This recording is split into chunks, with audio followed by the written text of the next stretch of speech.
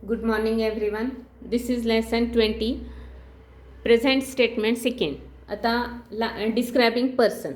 Last व्हिडिओमध्ये आपण बघितलं describing place and object.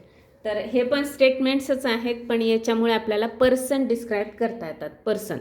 Personal pronoun त्यासाठी यूज करावे लागतात. पर्सन, बर्ड्स, ॲनिमल असं आपण डिस्क्राईब करू शकतो. यामध्ये पर्सनल प्रोनाउन यूज केले जातात. आय सोबत ॲम घ्यायचं आहे, वी, यू, दे हे प्लुरल आहेत, याच्यासोबत आपल्याला आर घ्यायचं आहे, किंवा आपण हॅव पण घेऊ शकतो. याचा अर्थ थोडासा वेगळा होतो. जेव्हा सेंटेन्स येईल तेव्हा सांगेन. ही, शी, इट सोबत आपल्याला इज घ्यायचं किंवा हॅज घ्यायचा आहे. तर फॉर एक्झाम्पल बघूया आपण. I am a teacher. एक सेंटेन्स तयार केलं, मी एक टीचर आहे. Subject plus am is are, म्हणजे हे हेल्पिंग वर्ब घ्यायचे आहेत, पण प्लस काय केलं, हे नाऊन घेतलं आहे. आता नाऊन म्हणजे काय, तर कुठल्याही जे नाव आहे त्याला आपण नाऊन म्हणतो. त्यासाठी आपण मागेच आपली चर्चा झाली आहे की नाऊनचं जे ग्रामर आयटम आहे ते तुम्ही त्याचा अभ्यास करायचा आहे, तो व्हिडिओ बघायचा आहे, म्हणजे लक्षात येईल. अ टीचर हे काय आहे, नाऊन आहे. म्हणजे subject plus helping verb plus noun असं स्ट्रक्चर पण बरोबर आहे स्टेटमेंटचं.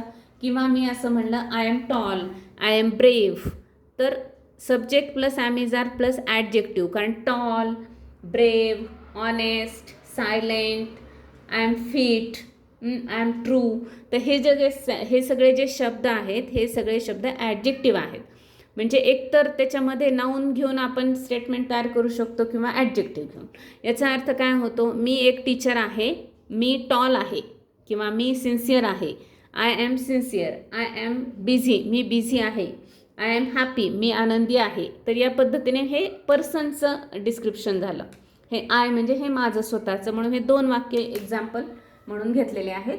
मग याचे सेंटेन्सेस कसे होतील, तर सगळ्यांसोबत हे असे होऊ शकतात. जसं I am a teacher, me teacher आहे, वी आर टीचर्स, आम्ही टीचर्स आहोत, आम्ही लिहायचं असेल तर. ही इज अ टीचर, तो टीचर आहे. Ram is a teacher, Ram teacher आहे. या पद्धतीने आपण घेऊ शकतो. सिंग्युलर असेल तर इज, आय सोबत ॲम, वी असेल तर आर, म्हणजे कोणी पर्सन्स असतील त्यांच्यासाठी. त्यानंतर आपण त्यासोबत ॲडजेक्टिव्ह पण घेऊ शकतो. जसं I am tall, we are tall, he is tall, Sita is tall. या पद्धतीने ॲडजेक्टिव्ह आपण घेऊ शकतो आणि हे सेंटेन्स बनवू शकतो. परत आय सोबत ॲम, वी सोबत प्लुरल सोबत आर, आणि सिंग्युलर सब्जेक्ट असेल तर इज. या पद्धतीने हे सेंटेन्स तयार होतात. हॅवचे कसे होतील, तर हॅवचा अर्थ हॅव आणि हॅज प्लस नाऊन असं जर स्ट्रक्चर असेल, have has plus noun, many books, 3 dresses वगैरे. तर इथे नाऊनच येतं. या ठिकाणी इथे ॲडजेक्टिव्ह येणार नाही. आय हॅव सिन्सिअर असं होऊ शकत नाही.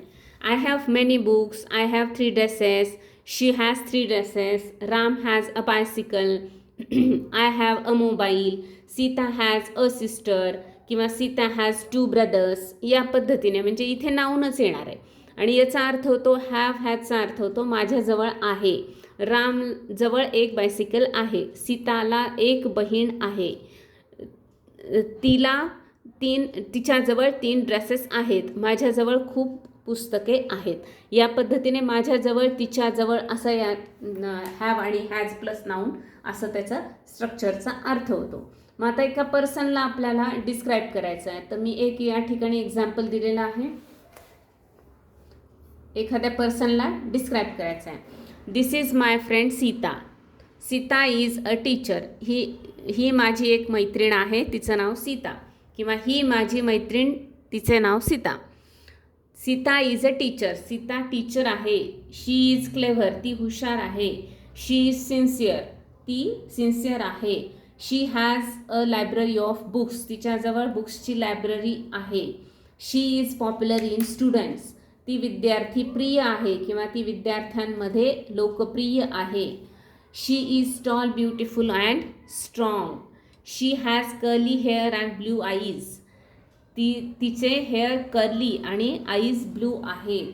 Sita likes to teach English or maths, Sita loves her student.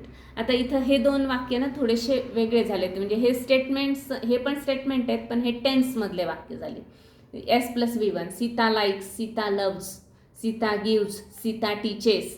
म्हणजे हे काय झालं, S+V1 सिम्पल प्रेझेंट टेन्समधले वाक्य आहेत हे, पण हे पण आपण डिस्क्राईब करताना यूज करू शकतो म्हणून सगळ्यात शेवटी लिहिलेले आहेत. या पद्धतीने आपण हे पर्सनचं डिस्क्रिप्शन करू शकतो. आणि इथे सगळे am, is, are, have, has आणि V1 हे घेतल्यामुळं, सिम्पल प्रेझेंट टेन्स घेतल्यामुळे हे सगळे प्रेझेंटमधले पर्सन डिस्क्राईब करण्यासाठीची वाक्य आहे. तर या पद्धतीने आपण पर्सनला डिस्क्राईब करू शकतो. डिस्क्रिप्शनमध्ये नाही का ॲडजेक्टिव्ह जास्त महत्त्वाचे, जितके जास्त ॲडजेक्टिव्ह आपण यूज करू तितकं छान डिस्क्राईब आपण करू शकतो. कारण एखादी गोष्ट आपल्याला कशी आहे हे सांगायचं असेल तर आपल्याला त्या ठिकाणी ॲडजेक्टिव्हचाच जास्त वापर करावा लागतो. त्यानंतर आहे ॲनिमल. आता एक एक्झाम्पल ॲनिमलचं बघूया की एखादा ॲनिमल आहे तर तो डिस्क्राईब करायचा आहे. This is an elephant. Is maybe लिहायचं राहिलं आहे. This is an elephant. हा एक एलिफंट आहे. It has 4 legs. त्याला 4 पाय आहेत. आता इथं लेग्सच्या ऐवजी मी असं पण म्हणू शकते, जर मला आणखी याला डिस्क्राईब करायचं असेल तर इट हॅज 4 strong legs, नाही की नाही, 4 strong big legs असंही मला म्हणता येईल. It has a trunk. It has a long trunk. Trunk म्हणजे सोंड. And big ears. And 2 big ears असं पण म्हणता येईल. It is very strong. हा ॲनिमल कसा आहे, स्ट्रॉंग आहे. Its eyes are very small. याचे डोळे अतिशय छोटे आहेत. It is black in colour. हा ब्लॅक कलरचा आहे. It eats grass and it lifts loads easily. आता इथे परत S+V1 आलेला आहे. हे सिम्पल प्रेझेंट टेन्सचे 2 सेंटेन्स आहेत, पण हे ॲनिमल डिस्क्राईब करण्यासाठी आपण वापरू शकतो. म्हणजे याच्यामध्ये हे पण ॲड करू शकतो. सध्या आपण एवढाच अभ्यास करायचा आहे वरचा.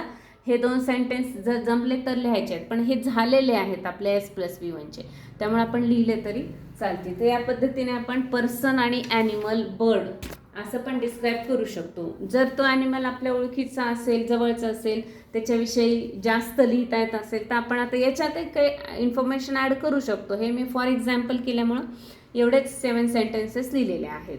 तुम्ही ॲन्टला डिस्क्राईब करू शकता, कॅटला डिस्क्राईब करू शकता, काऊला डिस्क्राईब करू शकता, स्पॅरो आहे, क्रो आहे, जे वाटेल जेवढे पाहिजे तेवढे आपण इथं डिस्क्रिप्शन करू शकतो. आणि त्यामुळे आपले ॲडजेक्टिव्ह जितके जास्त आपण वापरू तितकी आपली लँग्वेज जी आहे ती जास्त अंडरस्टँडिंग होऊ शकते. अंडरस्टँडिंग होतं त्यामुळं. म्हणजे आपण नुसतं जे म्हणायचं की काय, इट हॅज 4 legs एवढं म्हणण्यापेक्षा it has 4 strong and big, तर यामुळं काय होईल हे लक्षात येईल की मोठे पण असतात, स्ट्रॉंग पण असतात. मग याचे वेगळे सेंटेन्स तयार करायचे आपल्याला गरज नाही. तर सारखं आपण असे सेंटेन्स केले की ते मोनोटोनस होतात, एक सूर्य होतं हे सगळं. तर तसं न होण्यासाठी आपल्याला जास्तीत जास्त ॲडजेक्टिव्ज वापरायचे आहेत. आणि ॲडजेक्टिव्ह वापरले की आपण प्रॉपर डिस्क्राईब करू शकतो. मराठीत बोलताना पण आपण एखादी गोष्ट कसं त्याला म्हणजे ती कशी आहे हे सांगण्यासाठी खूप वेगवेगळे शब्द वापरतो. त्यालाच आपण ॲडजेक्टिव्ह, आणि ॲडजेक्टिव्ज आर डिस्क्रायबिंग वर्ड्स, कारण त्याच्यामुळे आपल्याला ती वस्तू कशी आहे, व्यक्ती कशी आहे, पर्सन किंवा ॲनिमल कसा आहे हे कळतं. मग आता याचं होमवर्क काय करायचं आहे आपल्याला, तर होमवर्क काय करायचं आहे, डिस्क्राईब पर्सन 10.